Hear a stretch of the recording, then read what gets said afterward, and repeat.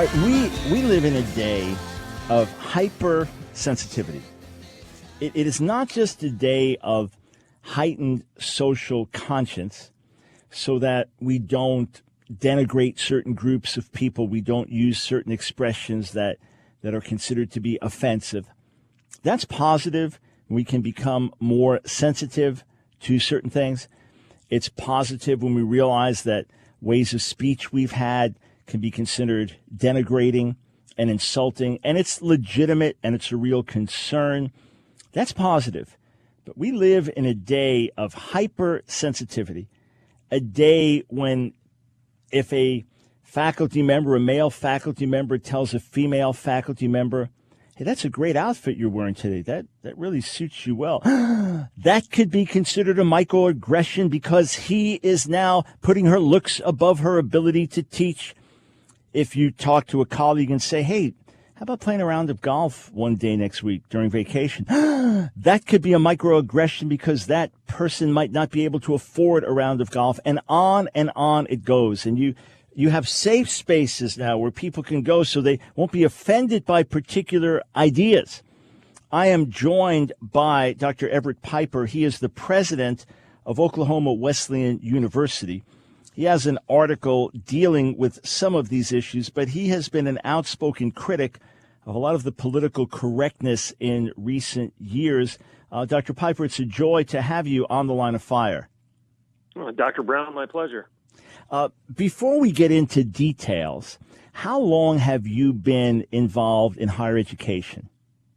Oh, essentially my entire career. I started working in a Christian liberal arts institution in Michigan right out of college. So about 30 years. I've been president of Oklahoma Wesleyan University for approximately 15. And how big a school is this? Just about 2,000. We are a conservative Christian liberal arts institution that's unapologetic and bold about our four pillars. We call it the primacy of Christ, the priority of Scripture, the pursuit of truth, and the practice of wisdom. Those are the four pillars of our mission statement.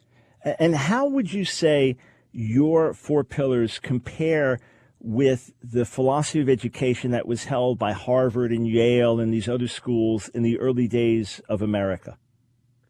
Well, at their inception, they were very similar to us, and I know that you know that. You're well aware of it. In fact, Yale's initial mission statement said something akin to this: to lay Christ at the bottom as the foundation of all learning. The Ivy League schools were founded as Christian institutions because they recognized the third pillar of Oklahoma Wesleyan, quite frankly, the pursuit of truth. That truth is an objective reality. It is a revelation of God. It is not a postmodern construct of man. And the goal of the academy should be to learn something, to not construct opinions, but to pursue truth and embrace it and own it, because in the words of Jesus, the truth shall set you free. All right. In just a minute before the break, how would you summarize the changes you have now witnessed in your years as an educator?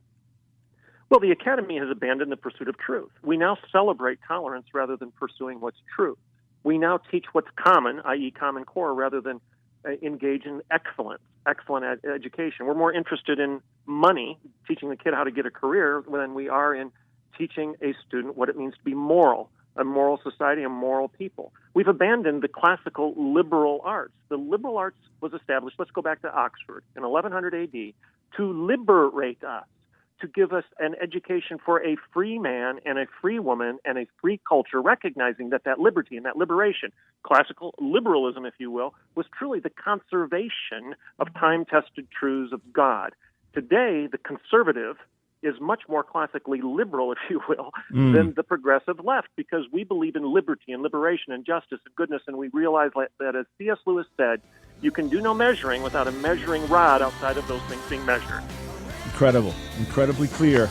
All right, friends, I've got some very specific questions when we come back with Dr. Piper, the hyper-micro sensitivity today, and then what should our attitude be towards the flag?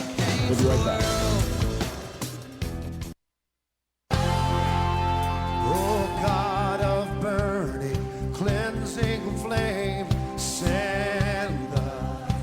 It's The Line of Fire with your host, Dr. Michael Brown. Get into the Line of Fire now by calling 866-34-TRUTH. Here again is Dr. Michael Brown. Some of the greatest schools in our nation, the Harvards, the Yales, began explicitly to train people for Christian ministry. And even those that were going to go into the secular world were to do so as, quote, ornaments of the church or ornaments of Christ. Harvard's founders intended, quote, to advance learning and perpetuate it to posterity, dreading to leave an illiterate ministry to the churches. Dartmouth's motto, a voice crying out in the wilderness, taken from Isaiah chapter 40, verse 3, and on it goes.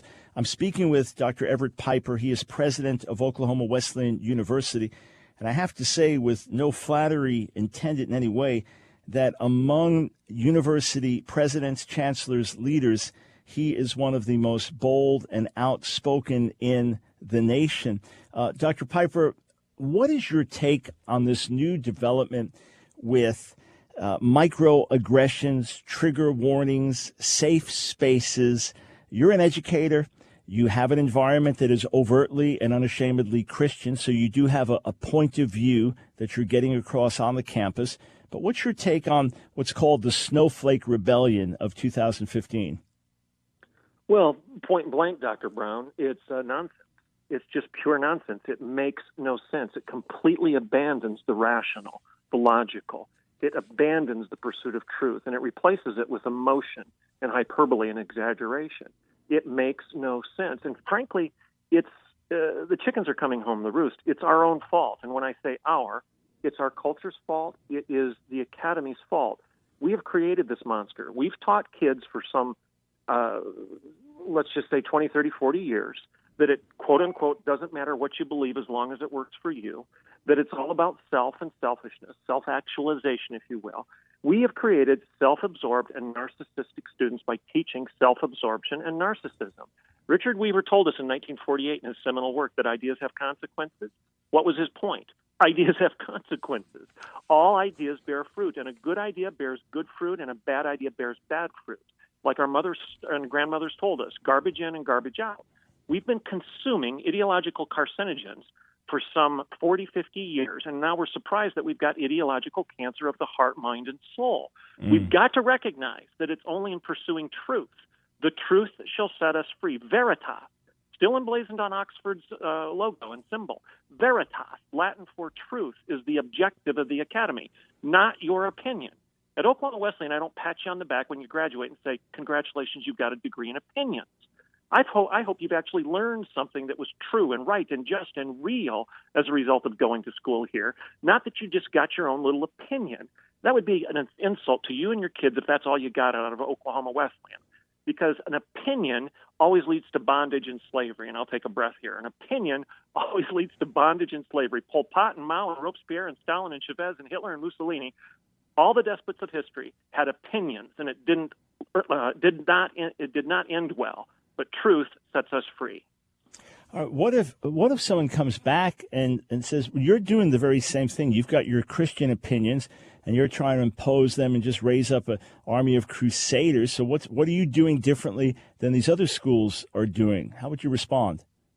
Well, I would say that indeed everybody does approach a debate under the assumption that they're right and that their ideas are superior to those they're debating with. Otherwise, you wouldn't waste your breath, and I wouldn't waste my breath, nor would our adversaries and opponents waste their breath to even have a conversation with us. A debate assumes that there is a right answer and a wrong answer. Otherwise, why bother? Why waste your time? It's the nature of being a human being. I live in Oklahoma, and when I drive through the ranches on my way down to Tulsa, I don't see the cows arguing with one another. They don't care. You and I do. Those that are left of center of us do. So we bring our assumptions to the table. Our assumptions don't make us right or wrong. There has to be a referee outside of our knowledge, outside of our opinions, in order to have a healthy, robust exchange of ideas. You can't play football without boundaries or a referee, and you can't engage in a debate without a measuring rod outside of those things being measured. I would quote G.K. Chesterton in summary, and I would say this: He told us that when you get rid of the big laws of God, you don't get liberty, but rather thousands of little laws that rush in to fill the vacuum. And that's what we have today. A bunch of little opinions, a bunch of little laws, thousands upon thousands of them, reams of them that have rushed in to fill the 10 simple laws that God gave us. Really, Christ boiled them down to 2. That's all we needed. That's all we needed. And we wouldn't have to have all of this government largesse and this bureaucratic fiat telling us how to live our lives. Everything from what bathroom to use to how to pay our taxes and how to engage in a debate on our campus is now being relegated by government because we've given our souls and our minds over to Caesar rather than worshiping Christ. Now, G.K. Chesterton similarly said that people who don't believe in God don't believe in nothing, they believe in anything. So it's a similar kind of thing here that you're talking about in the educational world. This younger generation has often been referred to as Generation Me. And, of course, it's reflected in, say, taking selfies. It's reflected in what you put on social media, kind of all about me, and the world revolves around me. And the world revolves around how I feel about a particular thing. Not is what you're saying true, is what you're saying accurate, but how it feels to me, and it may be different than my truth and my reality. So we don't want to blame the younger generation as if they just brought this on themselves. There is an environment in which they've been raised. How far would you trace this back, this shift towards a me-centered mindset, and the universe is defined, reality is defined, truth is defined by how I feel about it? Well, whatever date you want to put on the advent of postmodernity would be the date that we're talking about here. Postmodernity celebrates meism. It celebrates narcissism. It celebrates the self. It basically is the original sin, that we don't need God to tell us what's right or wrong, good or evil any longer, that we can decide and we can define it. We can eat of the apple of the tree of the knowledge of good and evil because we are as gods. We rise up to define everything in our own image because we don't need the Imago Dei any longer. And the irony of that is when we discard the Imago Dei, the image of God, we basically become the Imago Dog, the image of a dog, because we diminish ourselves. We digress into nothing but accumulation of appetites and inclinations, and our identity becomes nothing but what our appetite leads us to do, which is the problem of the sexual debates today. We claim that our inclination is our ultimate identity, and therefore we abandon the Imago Dei and accept the Imago Dog as the definition of what it means to be human. It's the ultimate insult of the human being to buy this postmodern mush. Mm. Now, in the midst of all this, sir, are you running into an increasing hostility in the educational world to the simple Christian values you have as an overt Christian school? Just looking at gay activist website Campus Pride, and of course you're pleased to know that you're on their shame list, the absolute worst campuses for LGBTQ youth, and it's quite a wide-ranging group. It's seminaries like Asbury and schools like Biola. It's Seventh-day Adventist school. It's quite a wide range. You know, there are a lot that I'm looking at on this list. It's Mormon schools like Brigham Young. But are you actually finding, aside from gay groups trying to pressure you, that there's actually pressure within the educational world or accrediting societies to hold to Christian views today? To some extent, there is. But there are many out there who are actually celebrating our courage and our confidence. They recognize, even if they're not Christian, that this absurdity of the Snowflake Rebellion and the microaggressions and the trigger warnings is the antithesis of what it means to be a classical liberal arts community. I've had atheists write me letters and say, I don't agree with your religion and I don't agree with your politics, but thank you for taking a stand for freedom. Thank you for taking a stand for an intellectual exchange of ideas that is unencumbered by politics and power. I had a Fulbright scholar from a prominent school in Florida who wrote me a letter saying, I don't agree with anything you say about religion and politics, but thank you for taking a stand for academic freedom and academic liberty. So I think they recognize that we've created a mess, and the monster that we've created, is turning around to consume us. Now, on the LGBTQ thing, I would say this. When we got cited by the Human Rights Campaign for petitioning for a Title IX exemption with regard to the transgender mandate. We have to provide accommodations and bathrooms and locker rooms to transgender students, and we said no. I wrote an article, and I titled it Pro-Woman and Proud of It. Pro-Woman and Proud of It. And the reason I wrote that article was this. How in the world can I be Title IX compliant if you require me to deny that a female is a biological fact and instead deconstruct her into being nothing but a fabrication and a fantasy? If a woman doesn't exist empirically any longer, then how can I be pro-woman? And I suggested to the Human Rights Campaign, I'm pro-woman. I believe a female exists. It's a fact. It's empirical. It's obvious. She is an ontological and a biological reality. And she should have the right to compete against other she's and not against a he who feels that he's a she. We come back. I want to get Dr. Piper's take on the recent controversy with Colin Kaepernick, the flag.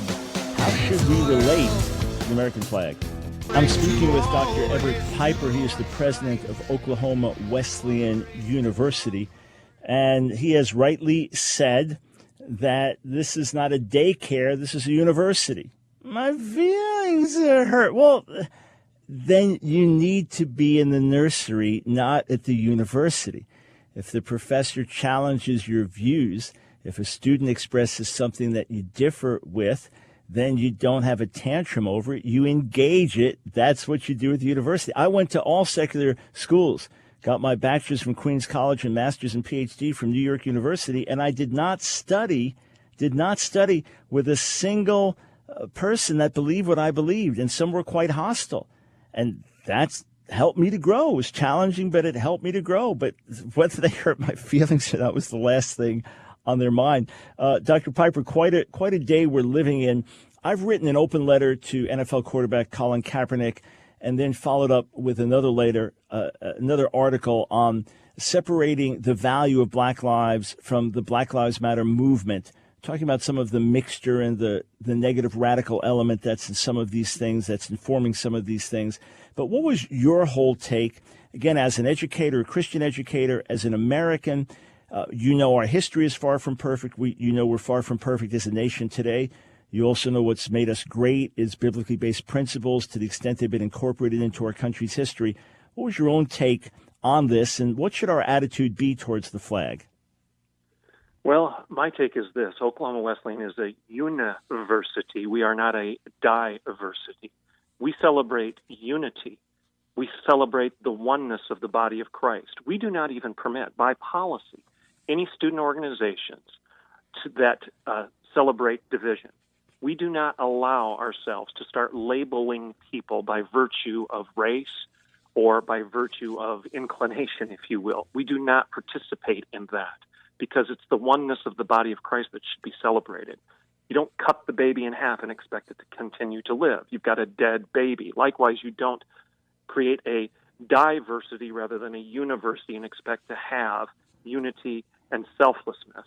When we continue to emphasize victimization, you don't get virtue, you get vengeance.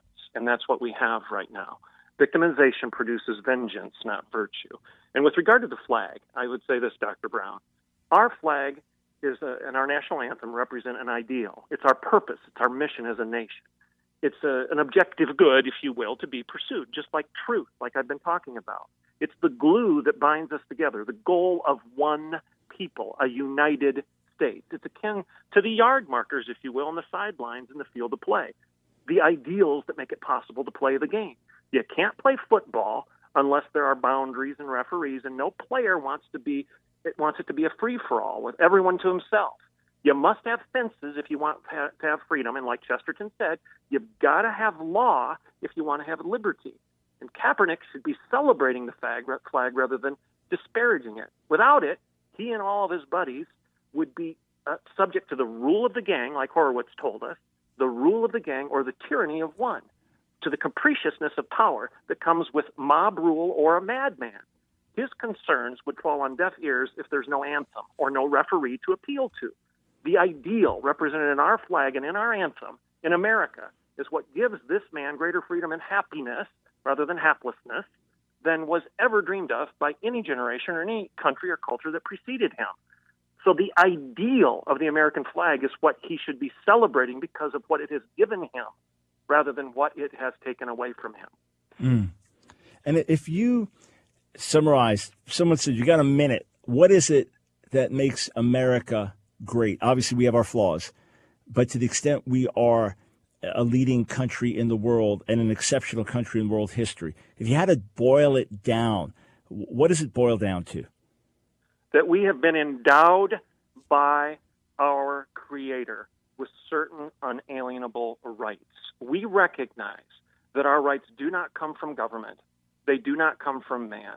But our rights have been endowed to us by our Creator, that there is a self-evident, unalienable truth that judges the debate, judges righteousness, judges justice, and gives us a means to judge. That in the United States, it doesn't come down to what you think, Mr. Brown, or what I think, Everett Piper. It comes down to justice with a capital J and truth with a capital T. That we have self-evident truths that give us the ability to pursue purpose, to pursue happiness, which is the antithesis of haplessness, because there is an objective measuring rod outside of those things being measured. All other cultures and all other governments have been about man and power. Ours is about principle, time-tested, immutable truths that are given to us by God. Yeah, very, very well said, articulately, eloquently, and clearly. If folks want to find out about your school, where do they go? Go to www.okwuu.edu. You can follow me on Twitter. It's Dr. Everett Piper. That's DREVERETTPIPER. Awesome. Keep up the great work. Keep speaking out. You are anything but alone. All right. Blessings to you. Thanks for having me on.